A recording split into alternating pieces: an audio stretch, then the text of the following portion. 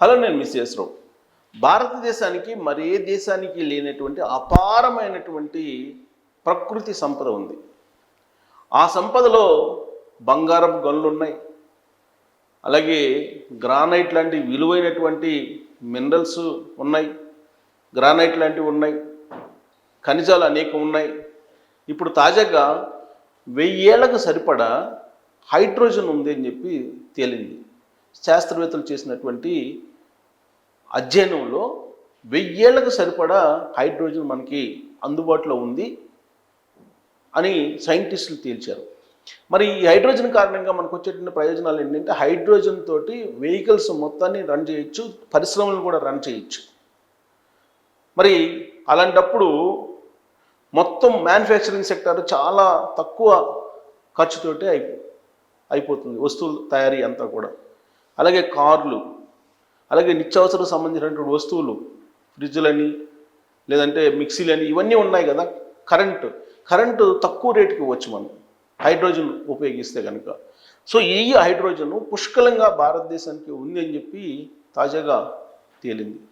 మనకు ఉన్నటువంటి ప్రకృతి వనరులు కనుక సక్రమంగా వినియోగించుకుంటే భారతదేశానికి మించినటువంటి దేశం మరొకటి లేదు ప్రపంచంలో అనేది భౌగోళికవేత్తలు చెప్తున్నటువంటి మాట. మన భారతదేశంలోనే బంగారపు గనులు ఉన్నాయి, మన భారతదేశంలోనే క్వార్జీ సంబంధించిన గనులు ఉన్నాయి, మన భారతదేశంలోనే ఐరన్ ఓర్ అపారంగా ఉంది. ఇలా చెప్పుకుంటూ పోతే అనేక మినరల్స్, అనేకమైనటువంటి ఖనిజాలు, అలాగే అనేకమైనటువంటి ఖనిజాలతో పాటు వనరులు ఉండేటువంటి నిక్షేపాలు చాలా ఉన్నాయి. ఈ నిక్షేపాలన్నింటినీ వెలుగు తీసేటువంటి కార్యక్రమానికి ఇప్పుడు భారత ప్రభుత్వం మరింత సానబెడుతోంది. భౌగోళిక వేత్తలను సమీకరించి వాళ్ళకి ఒక టాస్క్ అప్పచెప్పింది. ప్రకృతికి సంబంధించినటువంటి సంపద మానవాళికి ఉపయోగపడేది ఎక్కడుంది, ఏది ఉంది అనే దాని మీద రీసెర్చ్ చేస్తూ ఉన్నారు. ఇప్పుడు దాంట్లో భాగంగా హైడ్రోజన్ బయటపడింది. 1000 ఏళ్లకు సరిపడా హైడ్రోజన్ ఉందంటే అది మరి దేశానికి కూడా ఉండకపోవచ్చు. ఇది ఒక భారతదేశానికే ఉందని చెప్పి సైంటిస్టులు తెలుస్తున్నారు. దానికి సంబంధించినటువంటి ఒక న్యూస్ కూడా మీకు చదివి వినిపిస్తాను. అది బాగా సోషల్ మీడియాలో వైరల్ అవుతుంది. ఇది న్యూస్. ఇది చూడండి, అనంతమైనటువంటి ఈ సృష్టిలో ఎన్నో అద్భుతాలు ఉన్నాయి. పెరిగినటువంటి జనాభా, సాంకేతిక పరిజ్ఞానం, నాగరికత వల్ల కార్బన్ కాలుష్యం ప్రపంచాన్ని చుట్టేస్తుంది. యాక్చువల్గా ఇప్పుడు మనకు కార్బన్ వెలువడుతుంటుంది.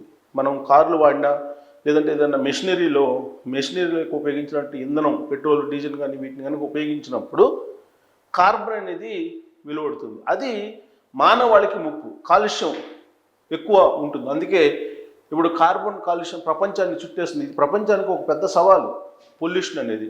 దాన్ని తగ్గించేటువంటి క్రమంలో అన్వేషణ చేస్తున్నారు. ఇప్పుడు మానవాళిని కాటేస్తుంది అధునాతన సాంకేతిక పరిజ్ఞానం. వాతావరణం కాలుష్యం, ముఖ్యంగా కార్బన్ కాలుష్యం జీవుల మరియు మానవాళి పాలిట శాపం అయింది. వాహనాలు, ఫ్యాక్టరీలు, ఇలా అనేక రంగాల నుంచి కాలుష్యం వెలువడుతూనే ఉంది. అంతరిక్షం కూడా కలుషితం అయిపోతుంది. వీటన్నిటికీ సమాధానం ఒకటే, కాలుష్య నియంత్రణ. సో అంతరిక్షంలో కూడా ఇప్పుడు శాటిలైట్ పంపిస్తున్నారు. అంతరిక్షం కూడా ఇప్పుడు కాలుష్యం అయిపోయింది. సో కాలుష్యాన్ని తగ్గించడం అనేది ఒక పెద్ద సవాల్ ప్రపంచానికే, భారతదేశానికి కాదు, ప్రపంచానికే పెద్ద సవాల్. అందుకే అంతర్జాతీయ సదస్సులు కూడా జరుగుతూ ఉంటాయి. ఆ అంతర్జాతీయ సదస్సుల్లో ఈ కాలుష్యం పెరిగినటువంటి కారణంగా హీట్ కూడా పెరుగుతుంది. ఆ హీట్ని తగ్గించాలంటే కాలుష్యాన్ని తగ్గించాలి. కాలుష్యాన్ని తగ్గించాలంటే కనుక నియంత్రణ చర్యలు చేపట్టాలనేది అంతర్జాతీయ సమావేశాల్లో అనేక సందర్భాల్లో చేసినటువంటి తీర్మానాలు. అవి నెరవేరట్లేదు. ఒక్కో దేశానికి ఒక్కో రకంగా టార్గెట్ ఆ సమావేశంలో పెడుతూ ఉంటారు. ఆ టార్గెట్ని రీచ్ కావడంలో కొన్ని దేశాలు వైఫల్యం చెందుతూ ఉన్నాయి. సో ఇప్పుడు భారతదేశం అయితే కాలుష్య నియంత్రణకి చాలా సీరియస్గా రీసెర్చ్ చేస్తూ ఉంది, కొన్ని ఇంప్లిమెంటేషన్ కూడా చేస్తుంది. సో ఇప్పుడు ఈ కాలుష్యం వాటికి సమాధానంగా ఓ ఆశ మొలకెత్తుంది. ఏంటంటే, భూమి లోపల హైడ్రోజన్ వాయువు పుష్కలంగా ఉన్నది అని చెప్తున్నారు. ఈ సహజ హైడ్రోజన్ వాయువు ప్రపంచానికి మరో 1000 ఏళ్ళ అవసరాలు తీరుస్తుందని కూడా చెప్తున్నారు. సో 1000 ఏళ్ళు ప్రపంచానికి, భారతదేశానికి కాదు, భూమి లోపల ఉన్నటువంటి హైడ్రోజను మరో 1000 ఏళ్ళు ప్రపంచానికి సరిపడేలాగా అవసరాలు తీర్చేంత వాయువు ఉందంట హైడ్రోజన్ భూమి లోపల. హైడ్రోజన్ వాయువుని జాగ్రత్తగా భూమి లోపల పొరల్లో తీయగలిగితే పొరల నుంచి వాతావరణ కాలుష్యానికి చక్కటి పరిష్కారం లభిస్తుంది. ఇప్పుడు వాడే పెట్రోలు, డీజిల్ లాంటి ఇంధనాలతో పని లేదు.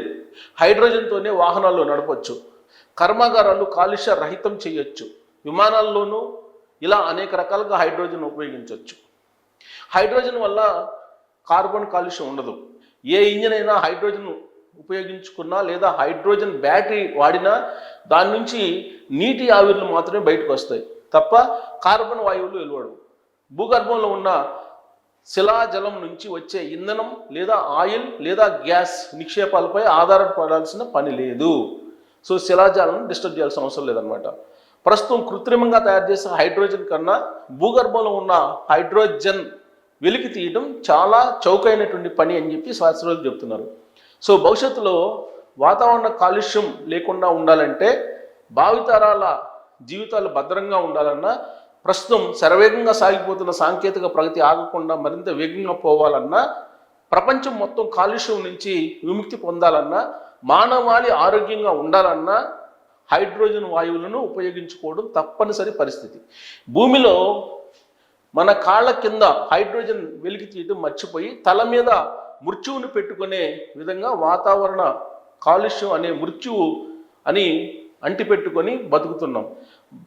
భావితరాల జీవితాలను నాశనం చేస్తున్నాం. అందువల్ల రాబోయే కాలంలో భూమి పొరల్లో ఉన్నాయి లక్షల కోట్ల టన్నుల హైడ్రోజన్ వెలికి తీసే బృహత్తర కార్యక్రమాలు రూపొందించుకునే అవకాశం ఉంది. సో ఇది న్యూస్. సో మనకి భూమి లోపల హైడ్రోజన్ ఉంది.